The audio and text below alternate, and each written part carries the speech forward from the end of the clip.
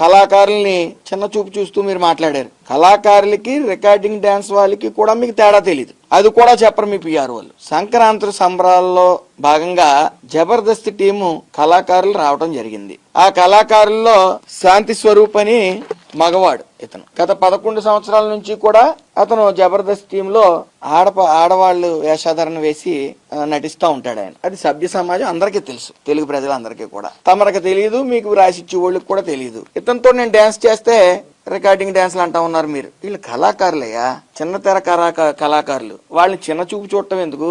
మీకు తెలియదు కదా. ఈయనతో డాన్స్ కట్టినా మీరు నేరం కింద చూస్తారేమో, ఎందుకంటే మీకు మగవాళ్ళ మీద డిఫరెంట్ ఒపీనియన్ ఉంది. మీరు వాళ్ళ అందాల గురించి వర్ణిస్తూ ఉంటారు, అలాగే బట్టలిప్పు చూస్తానని పోలీసు వాళ్ళు అంటా ఉన్నారు. ఆ విచిత్రమైన వాదన ఏంటో మాకు తెలియదు, కానీ కనీసం మీ డబ్బా ఛానల్ ఏదో చెప్తే మీరు వచ్చి బయటకు మాట్లాడేయటం, మీ పిఆర్ఓలు ఏదిస్తే అది మాట్లాడేయటం. ఆలోచించి మాట్లాడండి.